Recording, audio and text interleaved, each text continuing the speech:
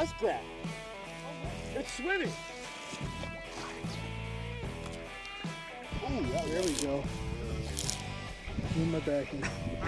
This is the TFC. This is the TFC. This is the TFC Riffles and Rants podcast. Yeah, I knew a guy once who he was a glassblower in France, and he made such big work all the time that the radiant heat cooked his balls. And he was trying to get pregnant, and he couldn't have kids. Are you because kidding he had me? made too much big glass. And so his assistant, who worked for me for a little while, was always like, "Shield my nuts, shield my nuts." That's terrible. Yeah. Oh my gosh. Talk about you need workman's comp for that. Yeah. That's like a permanent disability. Dude. That's bad. Wow. Well, this is episode 14 now, because we have one that we Haven't filmed dropped one the yet. other day to try to test out all the new Cambry equipment to try Yeah. to get it working. So It's fancy. yeah, well, we don't even know what we're doing with it. So Welcome to episode 14, Riffles and Rants. We are here with special guest joining us, or we're joining him, I should say. yeah, we're at his place. Welcome to my Thank you. studio. Happy to host episode 14 here in the gallery. We have our guest, Talon. Exactly. Exactly. Well, yeah, Martin, is it Gerdin or Gerdin? Gerdin. Gerdin. That's Yeah. what We've been saying it right. we've been saying it right. Gerdin. Very Eastern. I get Gerdin a lot. Gerdin. Yeah, Gerdin. Okay. I thought it might be Gerdine or something like Yeah, real no, fancy. Just garden, but spelled bad. Garden. Poorly spelled garden. Yeah, exactly. Martin Gerdin. We're joining Martin Gerdin here at his studio in Crawford, Colorado. Incredible place you've got here. Thank you. Thank you for having us. Yeah, no, absolutely. Little country living and fires and friends and good burgers. I know when we rolled up, you had the bonfire going. It was like I was like, man, I want to live somewhere like Very welcoming. We just got out of the truck and sat by a bonfire and We then just got got burgers cool, cooked for cool us. glass trout everywhere. Yeah, it's incredible. So Well, we have a lot of pallets to burn, so bonfires are frequent here. I bet. That's great. As you can see, we got all of the amazing artwork around us. And yeah, I mean, you want to give us a background on who you are, what you do? Yeah. So my name is Martin Gerdin, not Jordan. Yeah, so I grew up in like Carbondale, Aspen area. And I've been a lifelong fisherman, but I didn't start blowing glass until I was 12. You know, which sounds young, but I started fishing when I was 3. So relative. So, Yeah, so there's some- relative. And you know, it was a kind of natural collision of passions, where you know the fish obsession was there, the glass obsession was there, and then when I was about 15, I made my first glass fish. I mean, it was like a little clear catfish looking thing, and I sold it at a farmer's market. I wish I still had it. well, whoever has that catfish, if they still have it, I'd love to. I'd love to know where it is. Call me and I will buy it back from you. I'll give you the $50 you paid for it. full refund. Yeah. That's funny. But yeah, I mean the rest is pretty much history. We've spent the last 15 years developing the fish techniques, and we're kind of at a point where I've ran out of people to learn from, and I've ran out of tools to buy. So as we forge our way forward, you know, we're basically making it up as we go, and you know, repeating what works and changing what doesn't. And, Yeah. you know, just in the ever elusive pursuit of realism in glass. It's incredible. For anyone who has not seen Martin's work, go to his website. Instagram is Martin Gerdin. Glass. Yeah, Glass. with underscores. Yeah. No. Martin_Gerdin_glass. Yeah. Yeah. Like the work is incredible. So if you haven't seen it, you need to see it. But just a little bit of a backstory how we met Martin. It's kind of funny. So we were at the fly fishing show and we had our booth set up. And in walks this guy who's 6'9". By the way, this man is huge. And he walks up and starts looking at our boats, which a lot of people do. And he says, "Do you guys do trades?" Well, in my defense, before I tell you what my first answer was, is I thought he was a guy asking me, "I've got an old boat. Can I trade an old boat in for a new that's what one?" you thought? That's what I thought at first. And so I had no clue what you were offering in trade. And my first thought was like, yeah, no, we don't do trades. But after learning exactly who Martin was and what he does and the incredible work he does, it was a no-brainer. We're like, Yeah, absolutely. We'll do whatever you need to because your artwork is incredible. So I apologize. Oh, I didn't For know the- that's what you thought. As soon as you said trade, I thought it was an old boat. I'm like, yeah, I'm not taking old boats. Yeah, I Thanks. got a wooden dory built in the 70s. Right? But we do get that Paint, but we get that question quite a bit. We do. We like, hey, do you take trade-ins? Like, and they want to. like a car dealership. Yeah, Exactly. pretty much. That really surprises me. Yeah, it happens a lot. Think So- that flies. Yeah, and then I like look over and because I mean you're not all that into the social media stuff, and I look over, I'm like I kind of recognize like, and then I started to put together. I'm like I've seen that guy on Instagram, and I heard the way the conversation went. I'm like, hold up, dude. Yeah, you stopped me and you're like, I don't think you know like who that guy is. Yeah. So it took us a second. So it's just it's cool. Well, and on the conversation of who that guy is on Instagram, I'm just a regular guy who For knows sure. stuff in the shed. You know, it's like we have a big number on the social media, but like we're just, you know, we're regular people that, you know, like to do cool things and like to melt stuff. He basically plays with lava and then blows air into it and makes incredible artwork. So Yeah. it's pretty crazy. Yeah. Anyway, so that's how we ended up meeting, and you were looking for a boat, like you were looking for something different, So, right? you know, I've been building the overland truck for about 5 years now, and it's one of the most overbuilt trucks I've ever seen, but it does everything it does very well. Like it's very function over form. Yeah. And one thing that I would love to do is because we can off road to places that, you know, most street vehicles can't get to. You know, we're talking like ATV, UTV type places. Yeah. You know, where it's a 40-mile double track where you have to clear your own fallen trees. And, you know, like you get out there to a headwater of a stream or this alpine lake and, you know, you can see the big fish, but you just can't get to them. And yeah, so we've been looking for a boat that can be incorporated into the truck build for a while. And we had basically given up like before we saw your boat. But I saw the cataract with the fairly small frame, Yeah. and the light went off. It was like, that's what we've been looking for. But we're I excited. could tell that's how the conversation went because I'm like, man, I really wonder what this guy's truck is like. Yeah. Because it was like the way you described it at first, I'm like, it's got to be like really specific. But then I got it because it's got the slot. Like, so it's cool to make what we do and then fit it to something so specific for such a specific purpose and function. Yeah. Yeah. And, you know, when you build a truck to this extent, it's your mods start getting in the way of your other mods. Yeah. And, you know, so that's the real challenge is how do you take, you know, a full expedition amount of gear plus a boat, plus stuff for dogs, plus backpacking stuff. All and your then fit fishing it into a stuff. Tacoma.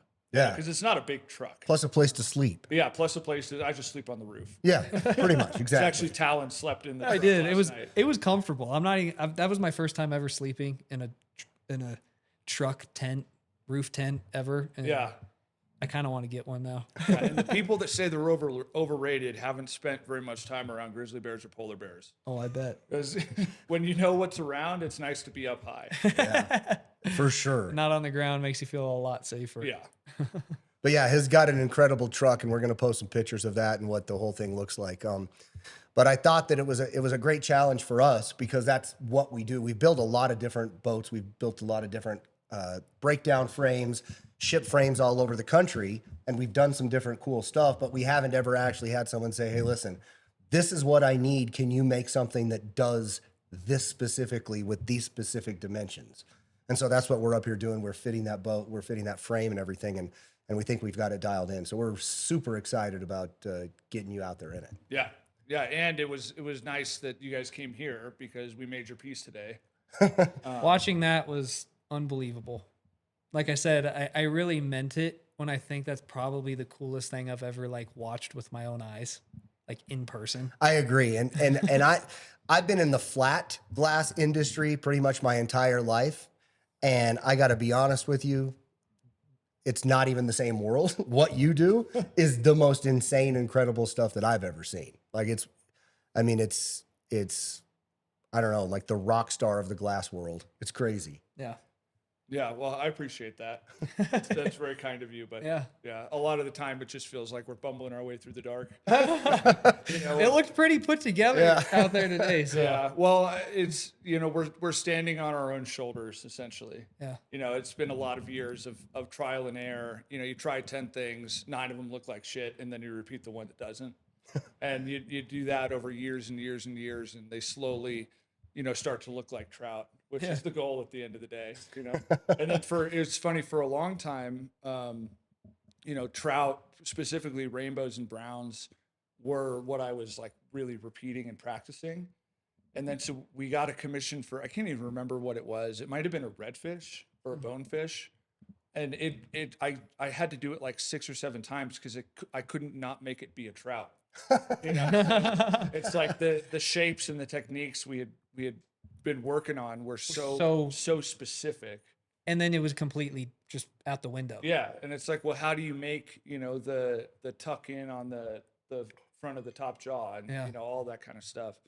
But now, we're, knock on wood, it's we can get fairly close to where we're trying to go on the first try usually. Like that pyre behind us was a first try. That's incredible. Well, that's an amazing first try. Yeah, not too bad for a shot. Yeah, right?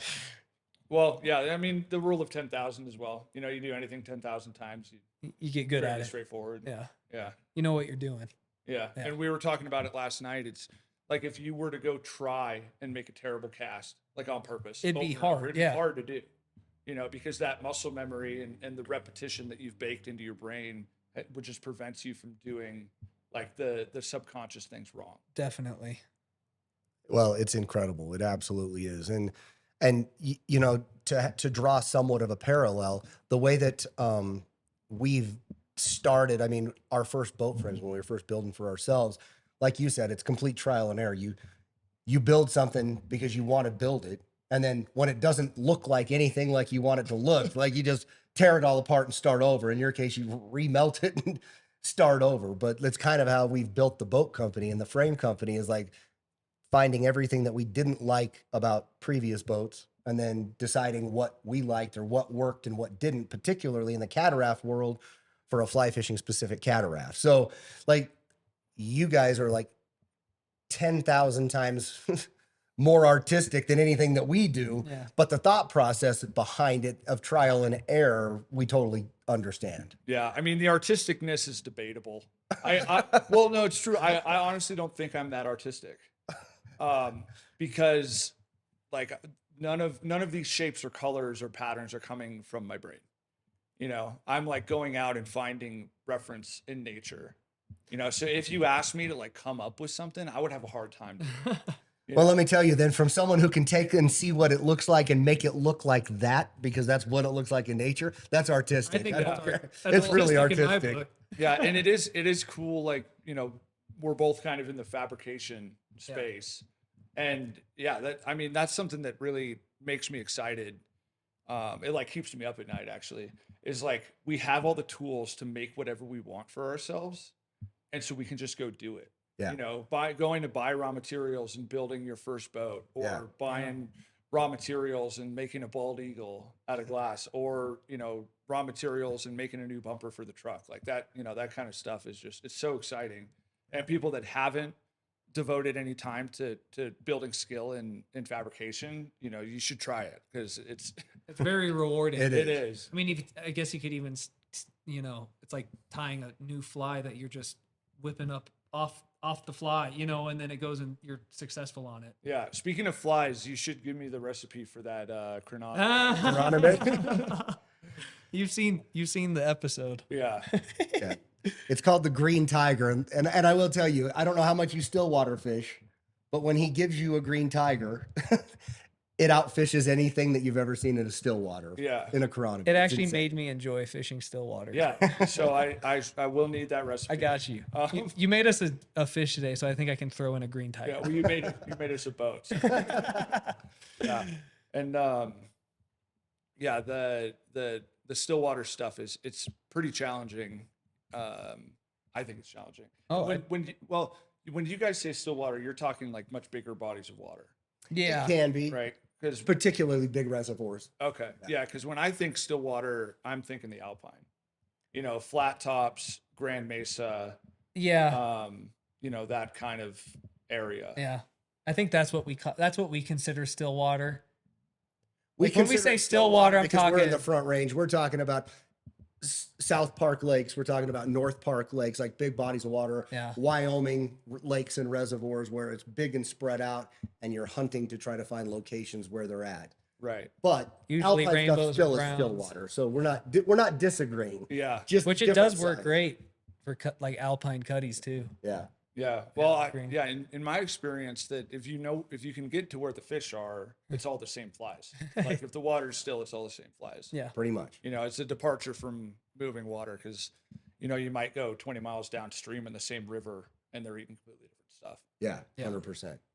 Yeah, exactly. Still water is pretty much still water, dependent on water temperature and what kind of fish are in it and that kind of stuff. And just knowing how to find them during certain times of year, knowing what they're like just the way even this year compared to last year, my mindset on like what I thought fish did during ice off has like completely changed. Because it Yeah. iced off so early. And I thought I used to knew what they were doing like pretty good. Do you ever dry suit snorkel to look at trout? We never have, It'll change your life. but I think that would be so beneficial. It really will. And the first time I did it was, I was with the bull trout biologists and we were in Washington, Yeah. and we were surveying a stream to try and figure out, because like these rivers change every year and the spawning areas will change, like landslides happen and that kind of stuff. And so we were snorkeling. It was actually a glacier river, so it was like milky white. But the bull trout were cool, but also just watching what the cutthroat were doing was just fascinating. You know, because like you look at a run or you look at the lake and you say, okay, well, there's probably fish doing this over here and fish doing that over there. But when you put on a dry suit and stick your head under, like they do weird stuff, you know, and you can do it with a GoPro too. Yeah. You know, if you're not catching fish, just drag your GoPro around with the boat for a while. And, see what they're doing and where they're at. Yeah. exactly. That's really kind of similar to what we were just saying, like, because we were just fishing one of the big still waters last week and went to an area where we knew there's always been fish, but like we didn't even fish for the first like hour and a half and literally just cruised to the depth we could like and just tried to find fish and just see what they were doing. But I'm like, it's kind of like just learning what they're actually doing versus like just being eager to go fish.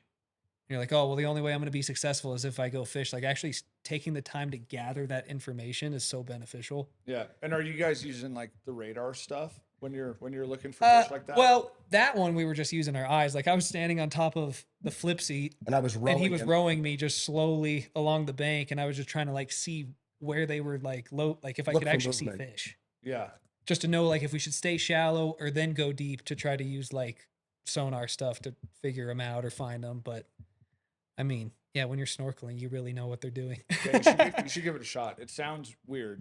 Yeah. It's really, it'll give you a lot of, Because you said you've done that a lot for bull trout though, Yeah. haven't you? yeah. And mostly like, I don't have a dry suit and all my own gear for that stuff. But when I go up to help the bull trout task force, like whether we're, you know, taking CFS readings in spawning streams or like looking for where the school is to read the pit tags or Yeah. that kind of stuff. You know, we'll snorkel almost every day that we're with them. Yeah. And yeah, it's just cool. I mean, seeing the bulls obviously is very cool, but the cutthroat and the whitefish, it completely changed how I look at fish behavior. Because even when you're, you know, standing at a river and looking at a run, you can see fish Yeah. sometimes. But knowing exactly how they're moving and acting. Yeah, or you see the ones that are, you know, clearly visible, you know, eating in the surface film. But what you don't see, that you will see if you snorkel, is the 37 other fish that are stuffed under this rock trying to eat the midges off the bottom of it. Interesting. You know, it's very interesting. I would Yeah. recommend you trying it. Yeah. So to answer your question, like aside from snorkeling, we do use sonar, particularly like the weird, now that you mentioned bull trout. So the interesting thing is like if you're in a deep water lake or any place and you're looking for like, let's say lake trout, like trying to find with sonar, you can completely change your mind about looking not just where they're at, but why are are they on a transition? Are they in deeper water? Are they in shallower water? Where are the aggregations or congregations of fish at different times of the year? So we do use sonar, and that's one thing that our boats are set up really well for, because the frames are so componentized that there's lots of places that you can strap Yeah. electronics to help you out with that kind of stuff. Yeah. And have a strap-on point that has direct access to the water. Yeah. Exactly. Yeah. Where you don't have a bottom of a raft or a boat or a drift boat, and you're trying to get everything outside of it the whole time. So Or I guess you could just put your snorkel and fins on and kick your boat down the Yeah. river as you look.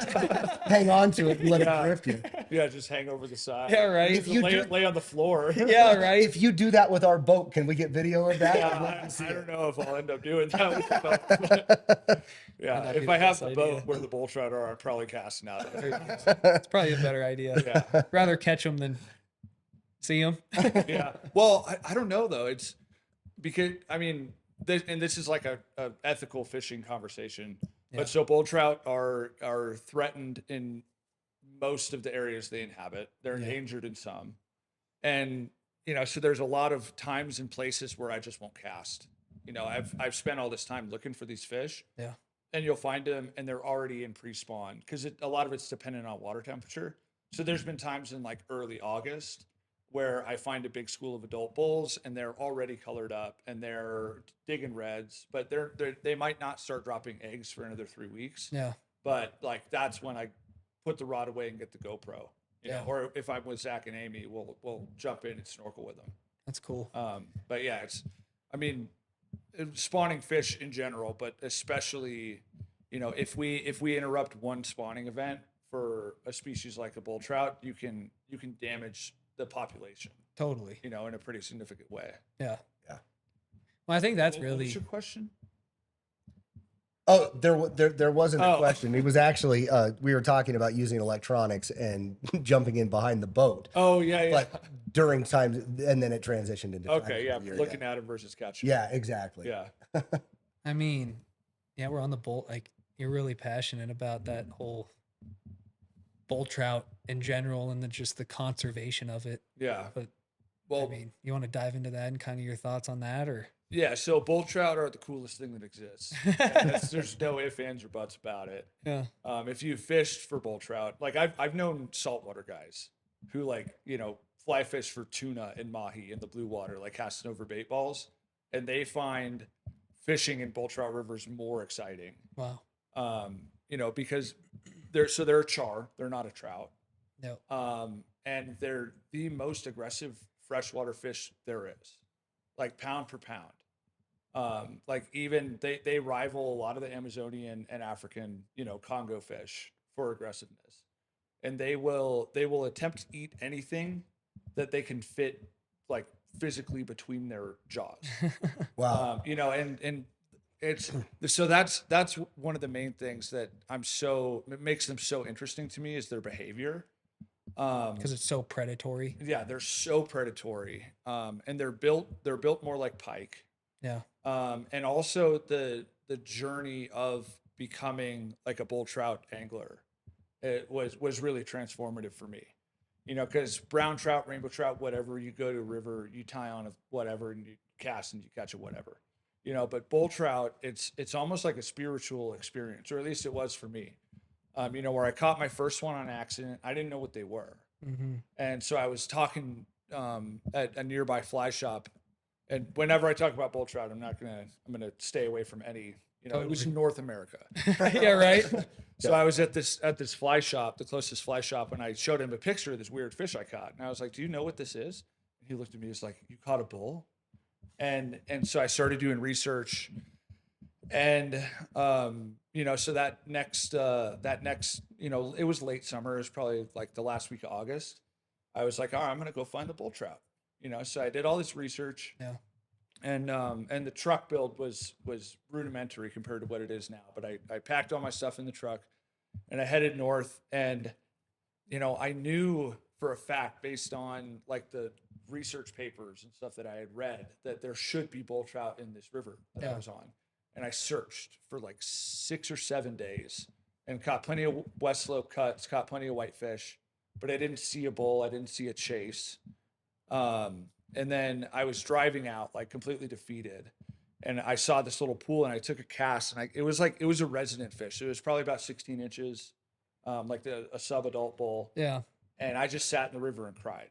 You know, it's like, Wow. like I'm a proficient angler. Like I had caught many hundreds of fish over those 6 days, but like the one I was looking for had eluded me until that moment. Totally. And you know what that turned into is, well, we started doing the donations. So the charity, we make a bull trout every year, and then they raffle it off to support the conservation. That's awesome. And then with those connections, they started inviting us out to do the conservation work with them. And so we really have like the inside plug as far as bull trout education. Yeah. You know, and I say education, not information, because like when you say, "Oh, you got any bull trout info?" You're like, where do I go? It's like just calling out the species, how to target it, Yeah. and kind of take advantage yeah, in it's a like, way. like bull trout information is like, where do you go throw your streamer? Yeah. You know, but bull trout education is like learning about how bull trout are a keystone species of the Columbia watershed. And it was thanks to the bull trout that kept the Chinook populations healthy for 10,000 years. Yeah. Because that's part of like how they evolved alongside Chinook. And they're exclusively piscivorous once they hit about 22 inches, which means they eat only fish. Like you can trick one into taking a stonefly, but you know, they eat fish. And they target injured or struggling fish. And so the bull trout would follow the schools of Chinook upriver, like their migrations are parallel. And then the bull trout and the Chinook would spawn in the same gravel areas. And then as the juvenile bull trout were growing up, they would prune the Chinook genetics. So injured fish, struggling fish, deformed fish would get eaten by the bull trout. So they helped the. Exactly. And so that this is something, and these are things that I've only learned after spending years, you know, camping with biologists.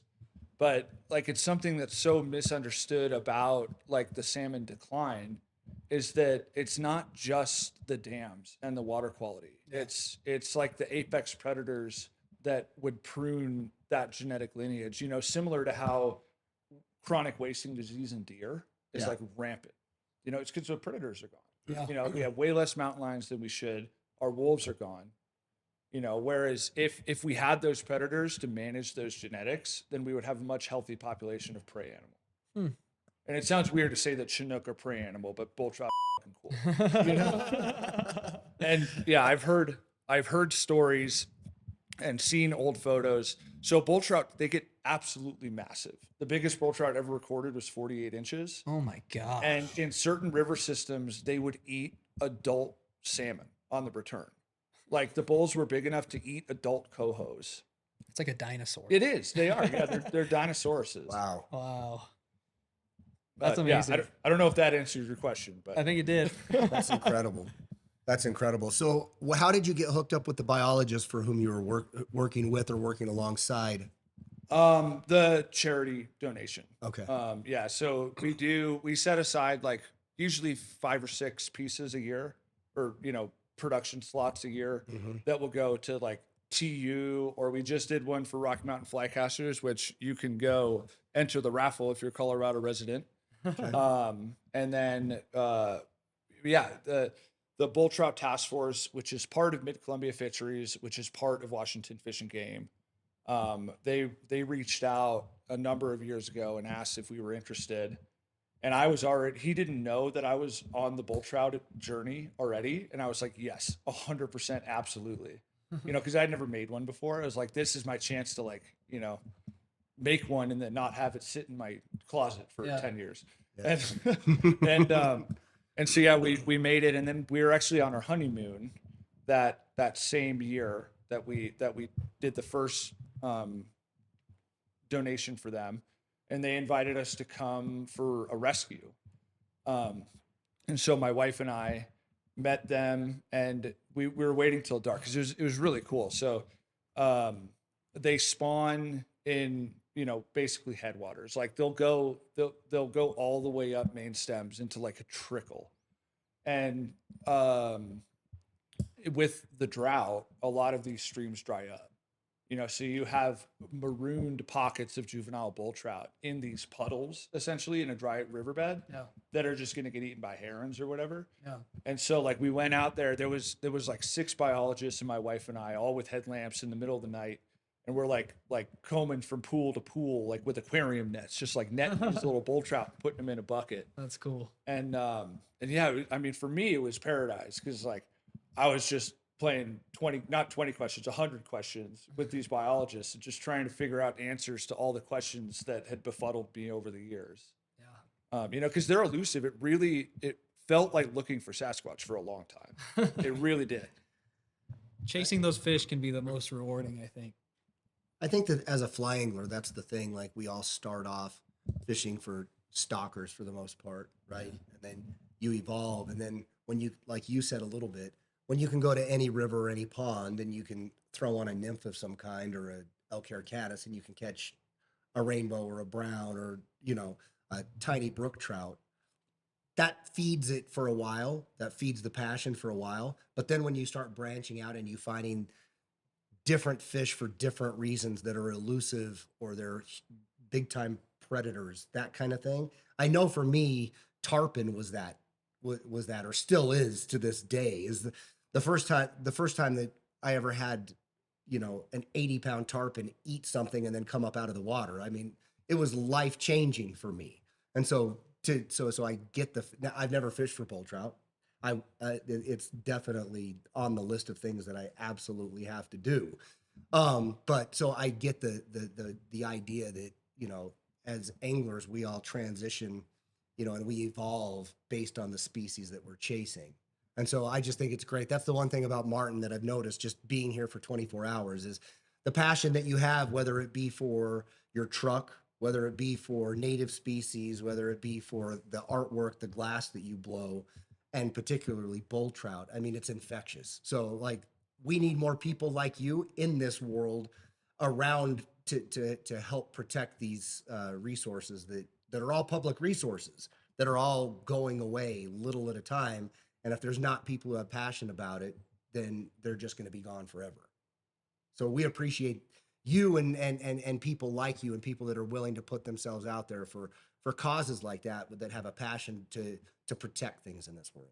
Yeah, and a lot of that is I feel a deep sense of responsibility to give back, because like we are profiting off the fly fishing industry, and Yep. I might not be a guide or whatever who is directly profiting off the public resource at the expense of wild animals, but I do have a very large Instagram and I do post like these rare fish and my journeys like during the summer when we turn the furnace off. But so I appreciate the kind words, but I do feel like it's my responsibility to do the charity work and to help educate the public about how to like preserve what we still have. And in Colorado, it's particularly bad. No, it's It's actually horrendous that you can't find a native trout in a river, like period. Yeah. And that's why I had the first ray of hope when Payton from the Rocky Mountain Flycasters TU chapter called me to ask if we would do the greenback donation, because they're going to rotenone the Poudre River and put greenbacks in there. That's cool. So for the first time, we'll have not just a headwater, but like a main stem river that you can go and catch native fish. But it's really important for people who are not like extracting value out of the wilderness, but who make their living by utilize or Off the back of the resource. yeah, exactly. That's a good way to put it. Yeah. And and also, we burn a lot of natural gas, which I know it's kind of the paradox. Like you burn fossil fuels for conservation, but at the same time, like we would be doing that anyway, and we would be making our livings making brown trout for wealthy private collectors. Yeah. So I'm more than happy to do the giveaways or the charity raffles and auctions we do. Yeah. Well, I got to tell you, we appreciate you. We appreciate this relationship that we're that we fostered. We appreciate you guys having us here. We really appreciate the artwork, and we're super excited to get you in a boat and have you go and on these adventures. And hopefully we can be a part of helping that piece that you're going out there to help in the conservation effort, that we can be a piece and a part of that. So we're super excited, and we appreciate you having us down here and your hospitality and everything that you put into this fish that we got to watch you build for us today. Yeah, and it's going to be rad. Like your boat's going to have a big part of it. So That's really cool. We're doing this summer. The first stop on the adventure is I'm going to help them catch fish to pit tag. Bull trout. That's to pit so tag. sick. That's awesome. And so I'm just gonna be rowing your boat around, catching 30-inch bulls, and I'll probably rig up some sort of permanent net so I can catch 2 or 3 and put them in there and roam over to. That's fish. cool. Love it. I was actually talking to him about that. I was like, dude, it would be sick if there was some type of like net on the bottom of here where your fish could just sit. Like a live well. We need Yeah, to right? create like a bottom underneath live Yeah, well, well, which we how can the probably do. how the biologists do it is they use PVC with a bunch of holes drilled in. So like you have like a 6-inch piece of PVC, Yeah. drill a whole bunch of vent holes, and then put a fish in there, screw a cap on it, and then so that it's just in there. yeah, and then just tie a rope. That's like wild. when we're doing the trapping hauls where we catch the giant bulls that are trapped at the bottom of dams, like that's how we'll move them. Because it's really difficult to move a 40-inch fish half a mile in a net. Yeah. And so that's what we'll do. Just slip them in the PVC, tie it to your belt, and just And they're fun because they're getting water and yep. Yeah, and the PVC will bounce, It doesn't bounce on hurt the the- rocks on the bottom on its way up, and the fish is protected. From it. If you do want to do a live well, a TFC it's like a well, live stringer. That's how you do it. Yeah. That's an idea. PVC with holes in it. I love it. Crazy. Wait, Oh yeah. I was thinking about when we were watching you do the fish.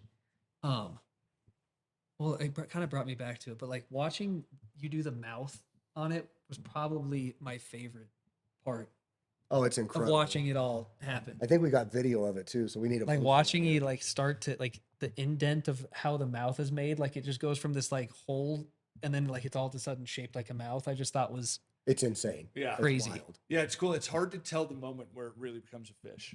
Yeah. well, and because but it happens so quick. I feel like there is a It goes moment. from this oblong. And then you're like, wow, what like that? How did that become like all of a sudden that? It's a fish. Like it was just a ball of glass, and then all of a sudden it's that. Like it's just It's really creation. Like it literally reminds me of like a fetus. Like all of a sudden it's like not a ball of cells, and the next thing you know, it's like got arms and legs. You know what I mean? exactly. Yeah. Next cutthroat we'll do a arms and legs. Exactly. Living. It's we at our wedding was in the glass studio, Oh, really? and there was a lot of glass blowers there. So we had everybody make a body part for whatever animal they wanted, and then we put them all in one trout body. That's It hilarious. was one of the weirdest parties I've ever been to. I bet. That's great. Yeah, somebody put like muscly arms, and somebody put corn cobs and antlers, and Well, I'm excited to show everyone the cutthroat you made today. I feel like now I'm going to be chasing that cutthroat for the rest of my life. It's a cutthroat of a like- lifetime that it yeah, made us. oh, we all will. And I said it in the studio while we were working. It's like that's I'm not trying to make fish I've caught. I'm trying to make fish I want to catch. I love that. It's I'm not making replicas. I'm making people's dreams. Exactly. And that only feeds the like The passion drive for and it, passion to just go fish more, Yeah. for sure. for better or for worse. Well, and by the way, Martin, we're hoping this will become a somewhat, if not regular, semi-annual thing. We're going to Yeah. get you into our shop, and when you come to pick up the boat, we're going to get you back on. Yeah. Yeah. Yeah, Love we're it. excited. Dive deeper into some of the other things you're passionate about. Yeah. Yeah. We were kind of all over the place here. A little but, bit. Yeah. On the next one, we'll have like much more structure. and Topic. plan. Yeah. Topic. Maybe talk a little. We can do it. We need a teleprompter.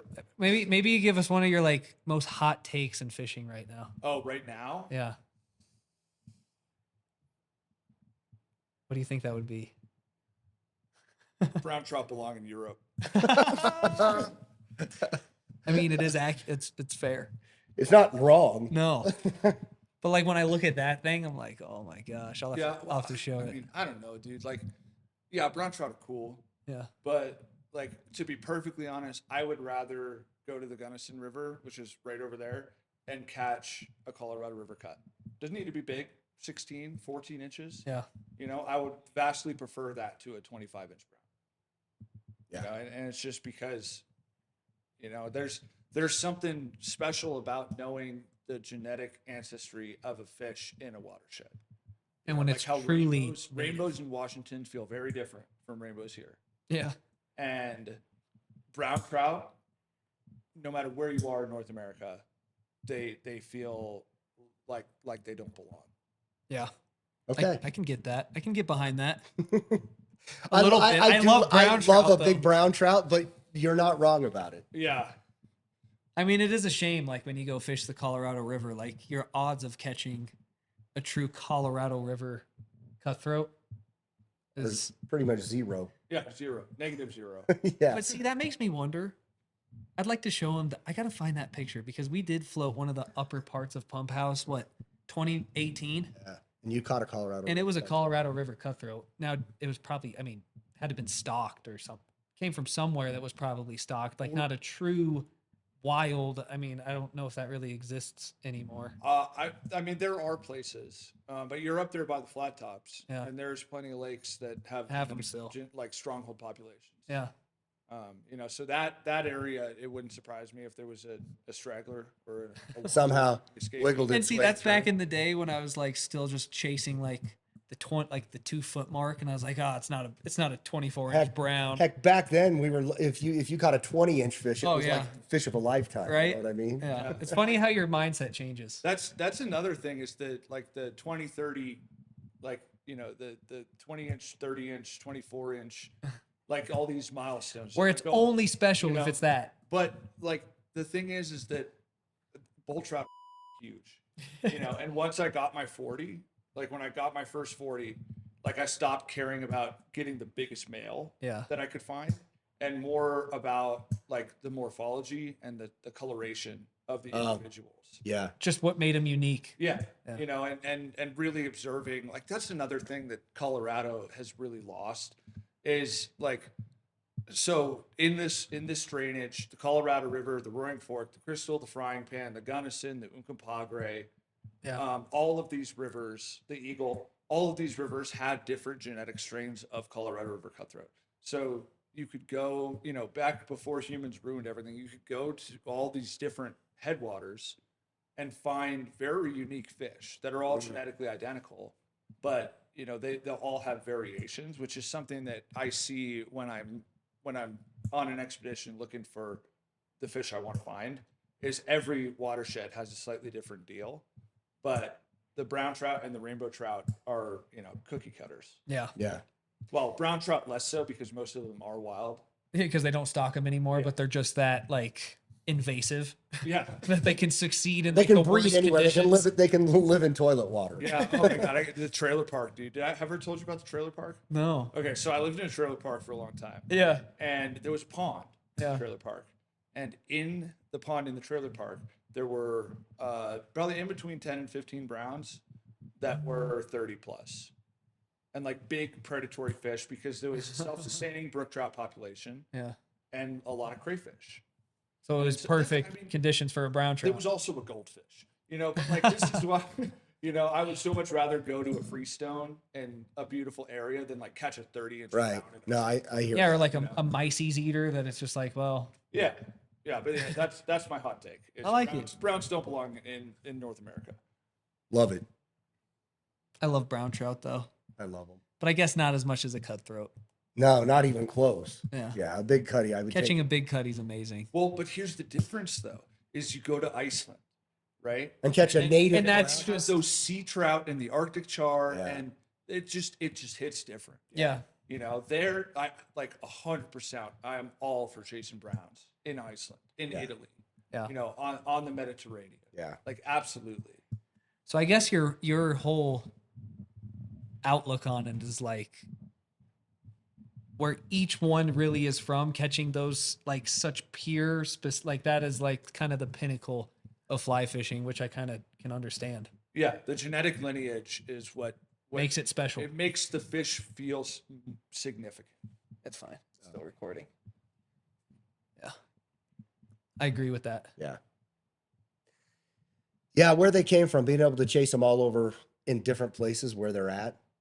And it would make it way more special too, because then you'd have to travel to wherever that genetic lineage was to catch that particular fish. And I know you were trying to wrap up, but you kind of opened a rabbit hole here. I know a little bit. Okay, so That was him. I'll use like Eastern Europe as an example, right? Slovenia. Yeah. Brown trout are native to Slovenia, but they are not the apex predator. In fact, they're number 3 in the pecking order. Yeah. Which is part of the reason they're so good at doing what they do, is because where they come from, they get eaten by other stuff. You know, so in Slovenia, you have railing at the bottom. There's, you know, lennick as well.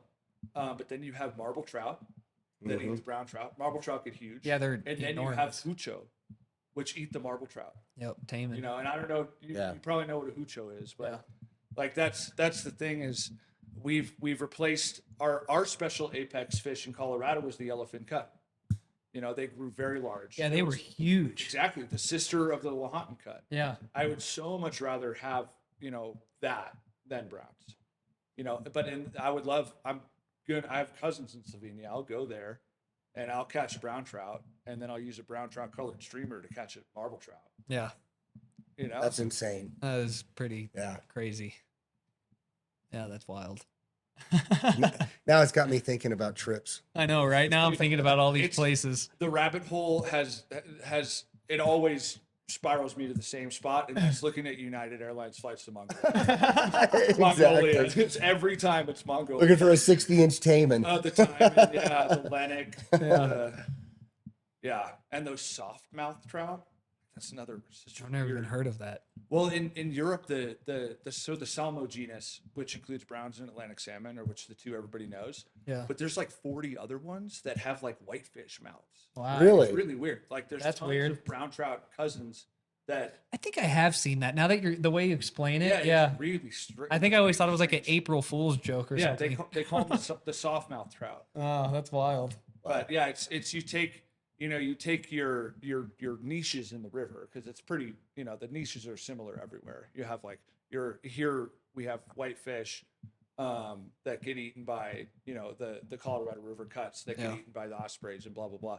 But over there you have the softmouth trout, which get eaten by the lennick, which get eaten by the taimen. Following the food chain up. Yeah, which it is cool. But Which here it's all left up. yeah, I love the whole food chain though. Yeah. Whitefish save lives, dude. You know, I guess I'm wrong. That's the one native fish you can find in rivers in Colorado. And Gosh, you can find a lot of them. See, and then everyone's like, screw that. I love me a whitefish, dude. Give me a cucumber with fins over a brown trout. They do fight really hard. Yeah. It's like they stick to the bottom. In fact, how many times have you had a big one and you try to shake it off because you think you're on a rock and all of a sudden it just like slides out? You're like, oh, wait, that's a fish. Yeah, that just happened to you, what, a month ago? A month ago on the The roaring fork. I literally, you like set the hook and you're like, gosh dang it. You're like trying to like yank it out. And then it just like starts going downstream. Then it I'm just like, what do you have on? Yeah. rolled out. I love whitefish. They're hard to handle though. It's like Oh my it's like a gosh. big saw. It's like holding a big stick of butter. Yeah. Yeah, They're crazy. that's funny.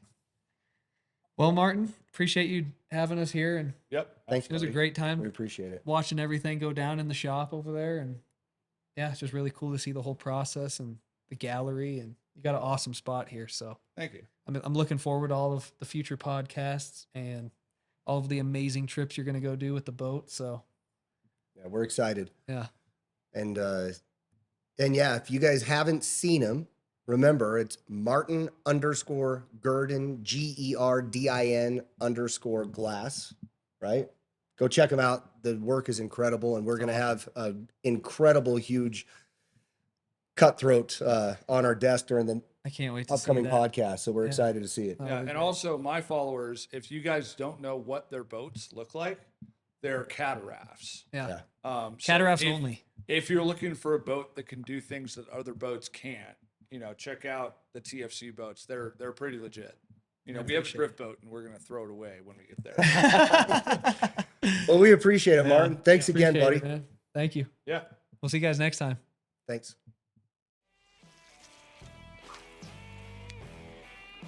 It's a muskrat. It's swimming. Oh, yeah, there we go. In my backing. This is the TFC. This is the TFC. This is the TFC Riffles and Rants podcast.